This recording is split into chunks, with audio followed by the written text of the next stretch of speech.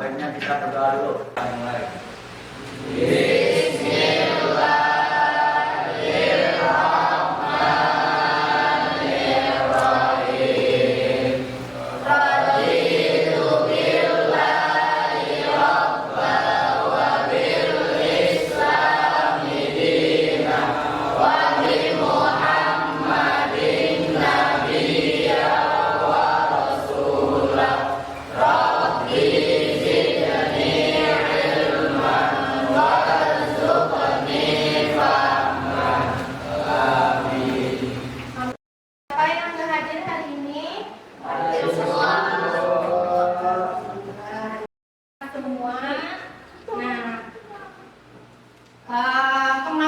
Kemarin kita telah mempelajari ya materi tentang campuran ya, jenis campuran. Nah, campuran itu kemarin ada berapa? Ada yang masih ingat?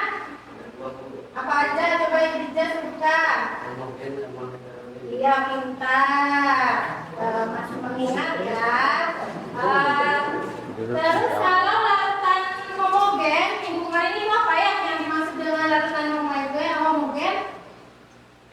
Coba merah. Sudah terdapat perbedaan. Nah, jadi komposisi penyusunnya tidak bisa dibedakan lagi ya. Oke, itu seperti larutan apa kemarin? Ya, dua. Nah, itu ya. Pada pertemuan sekarang ya, kita akan mempelajari tentang pemisahan campuran. Mungkin kemarin kalian sudah mengetahui campuran itu ada apa aja, kan jenisnya. Dan sekarang di sini ada pemisahan campuran. Bagaimana caranya untuk pemisahan campuran?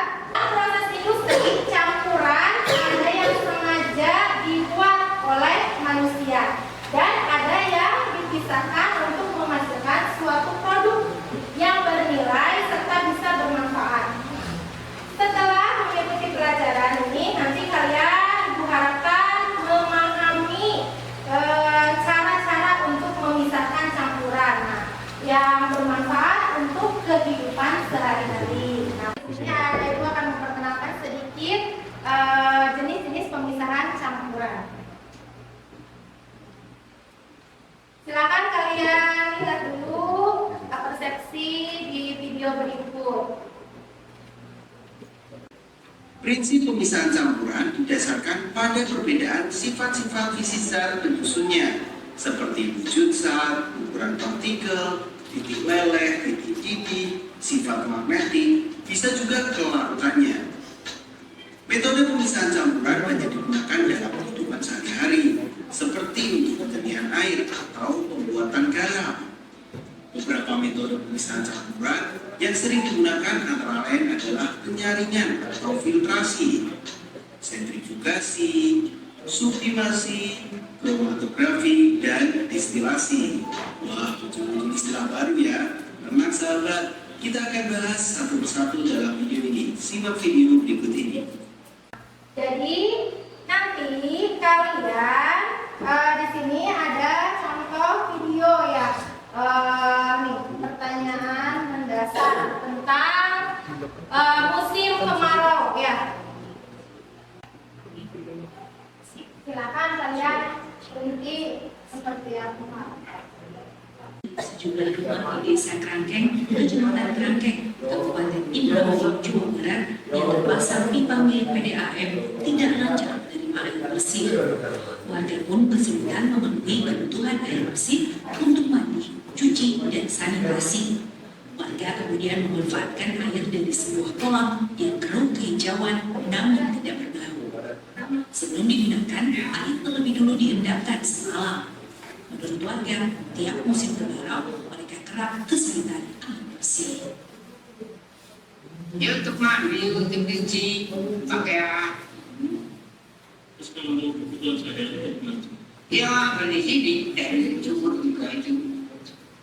Jadi berapa? 1 bulan sudah. Warnanya hijau hitam. Ya untuk berdiri seperti ini. Mandi, mencintai. Hingga hari ini, warga belum merasakan masalah kesehatan karena menggunakan alat yang tidak jernih. Warga mengharapkan bantuan air bersih dan ada solusi untuk ketersediaan air pipa di setiap kemarau. Fadlianto Sugiono, Kompas TV, Indramayu. Nah, itu tadi video tentang krisis air bersih. Nah, nanti kalian ya berdiskusi bagaimana cara memecahkan masalah untuk penjernihan air bersih. Nah, gitu. Mungkin karena kalian santri ya, ada dari beberapa penjuru, mungkin kalian juga ada yang rumahnya dekat sungai, terus ada mungkin yang sumurnya terkontaminasi, gitu nggak jernih, gitu. Nanti coba kita bisa dipraktekkan dalam kehidupan sehari-hari kalian, nah gitu ya. Mangga silakan kelompoknya dibuat dulu per kelompok. Ini kelompok 1 urut aja ya supaya ibu enak memantau kaliannya. Kelompok 1, kelompok 2, kelompok 3, kelompok 4, kelompok 5 gitu, bikin L aja nggak apa-apa. Atau misalkan di tengahnya ada kelompok lagi. Sok yang penting urut. Ini kelompok 1, 2, 3, 4, 5. Sok silakan kita mejanya dibuat kelompok dulu ya. Nah di situ ada ini ya langkah-langkah yang untuk mengerjakan LKPD-nya. Silakan kalian ini dulu baca dulu ya. Di situ ada capaian pembelajarannya, ada tujuan pembelajarannya. Nah silakan kalian baca dulu di langkah-langkah di LKPD-nya. Terus di situ ada petunjukannya ya. Jadi cermati dulu ya. Nah itu silakan baca aja ya sendiri sebelum kita ke ini kasih pertanyaan yang baca. Silakan dibaca dulu. Kalau sudah dibaca nanti petunjuknya, baru kalian ke pertanyaan mendasar. Nah, itu kan ada krisis air ya, bagaimana cara penjernihannya. Terus nah di sini ada apa namanya? Apa itu para kalian nanti sudah dibaca dulu petunjuk LKPD-nya. Jangan dibaca dulu.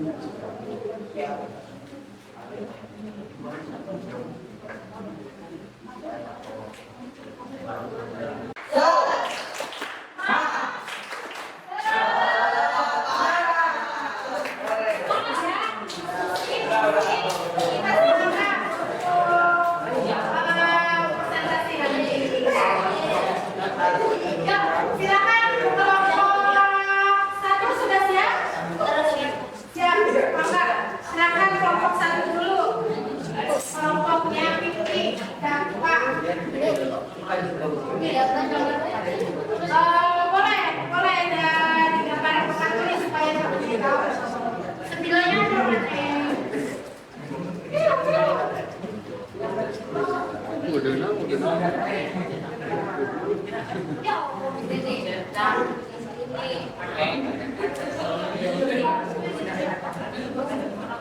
Assalamualaikum warahmatullahi wabarakatuh.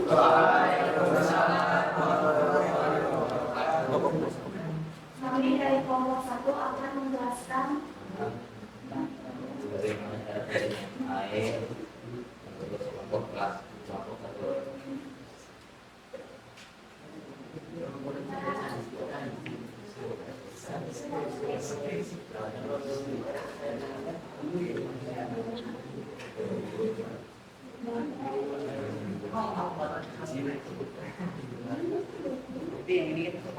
tahu ya gambarnya apa gitu, supaya tahu ini. Jadi di sini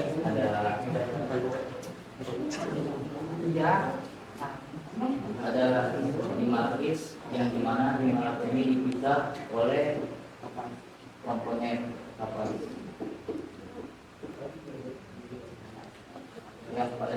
yang paling bawah ini ada struktur yang digunakan buat menjernihkan air dari kelompok 1.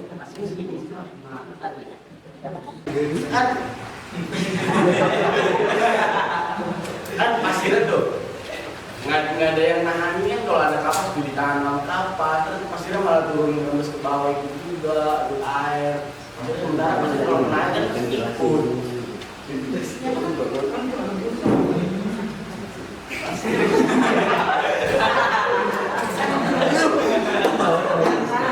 Isinya ada ventilasi.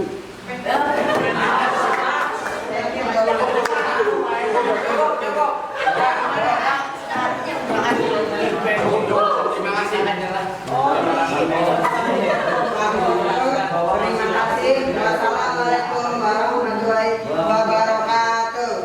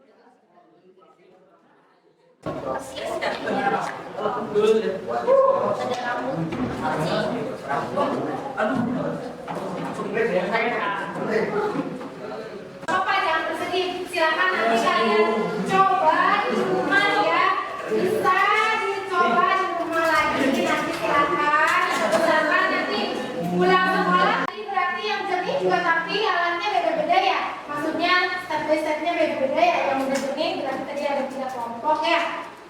Nanti pertemuan berikutnya nanti kalian isi tabel nih hasil dari pengamatan kalian yang udah berhasil udah dikasih centangnya.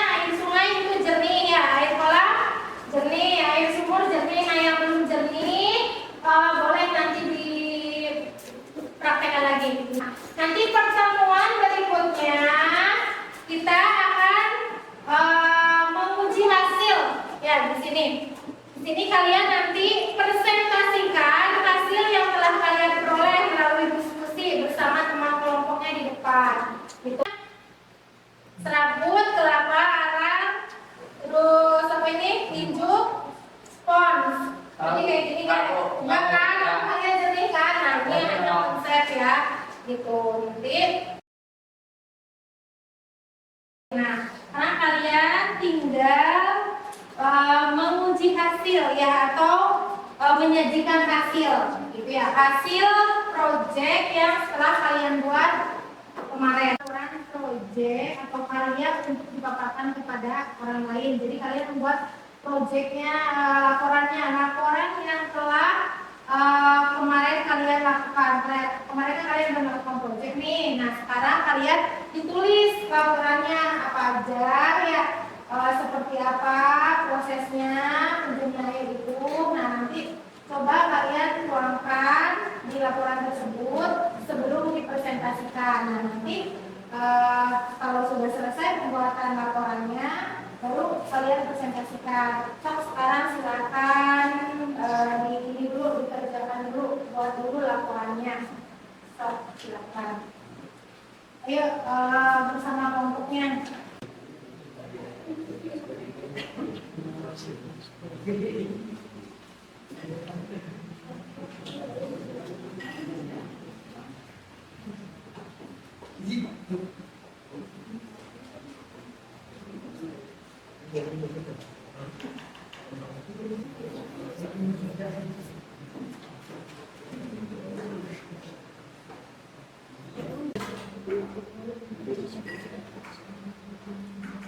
Assalamualaikum warahmatullahi wabarakatuh.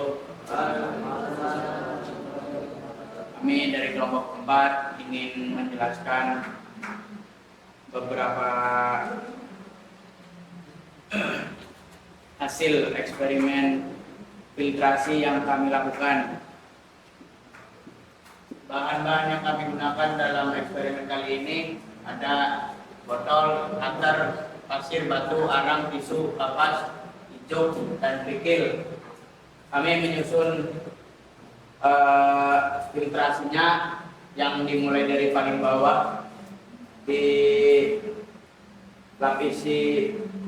dengan kapas, lalu di atas kapas kami beri batu besar, di atas batu besar kami lapisi dengan kapas, dan di setiap lapisan kami memberikan kapas untuk memberikan filter agar tidak ada kotoran-kotoran yang kami mohon maaf. Wassalamualaikum warahmatullahi wabarakatuh. Silakan sekarang mulai dari kelompok 5 dulu. Boleh.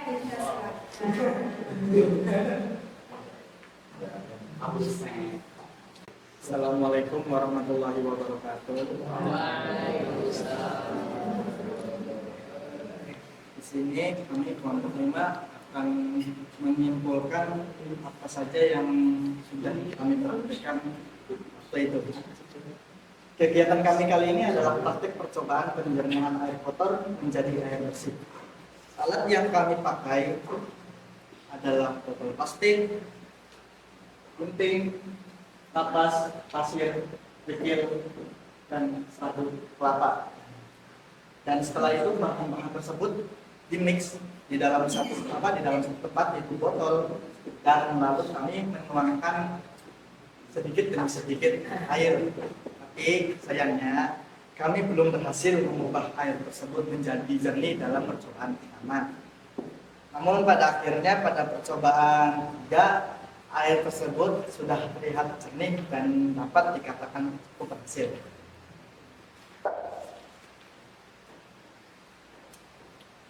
Secara singkatnya, alat dan bahan itu bekerja dengan memfiltrasikan air-air yang kurang jernih sehingga menjadi jernih dan kurang sedikit kandungan dan mengurangi sedikit kandungan kuman yang ada dalam air tersebut, air kotor. Lalu ada pertanyaan, pada lapisan manakah yang berfungsi secara optimal dalam proses pencernihan air?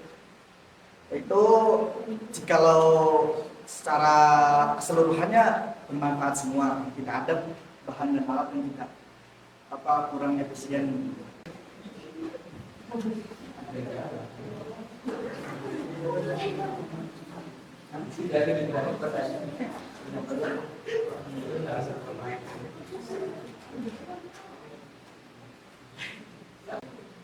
Assalamualaikum warahmatullahi wabarakatuh.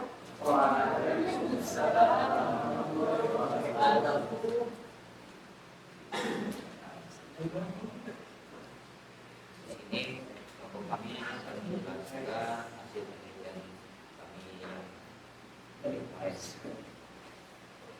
Di sini air yang digunakan yang perlu bisa menjadi jernih. Kita dapat menggunakan filtrasi untuk memberikan air bersih dan kalau yang sederhana mengurangi bau, warna, air. Nah, sini kita menggunakan bahan yang pertama adalah botol. Sini untuk sebagai wadah komponen pasir, batu, hijau, kapas sebagai pemisah antara semua komponen bahan. Dan yang terakhir itu air keruh. Kalau di mana ini ada yang ditanyakan? Tidak ada. Baik, sekian dari kami. Assalamualaikum warahmatullahi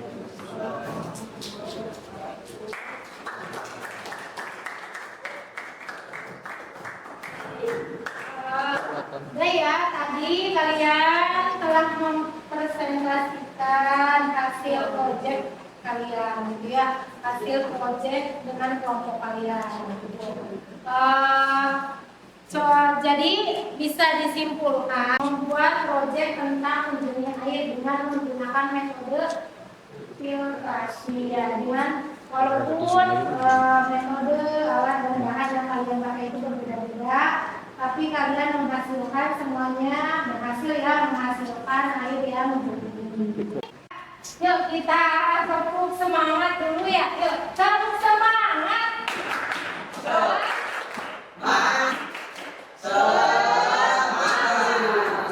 Semangat semuanya ya, setelah melalui beberapa proses. Nah, sekarang akan Ibu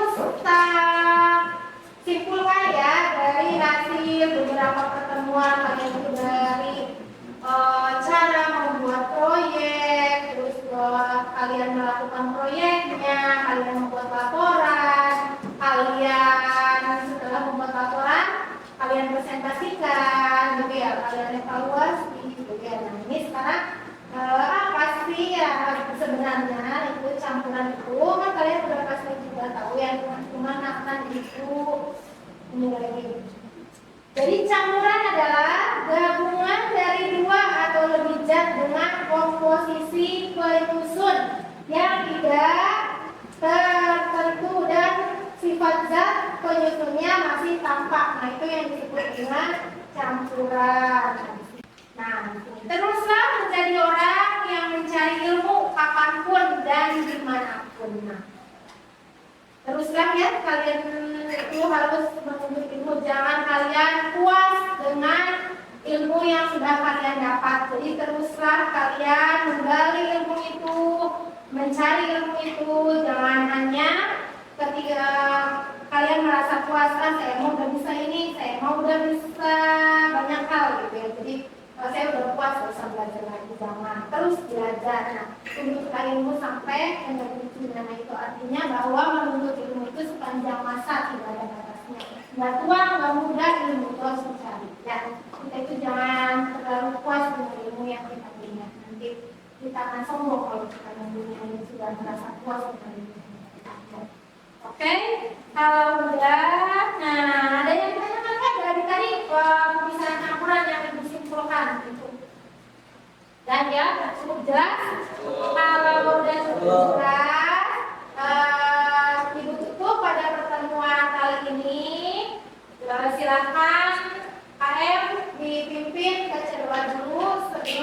pulang.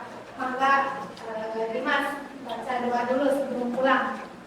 Ya, sebelum kita mengakhiri pembelajaran hari ini, baiknya kita membaca surat terima kasih.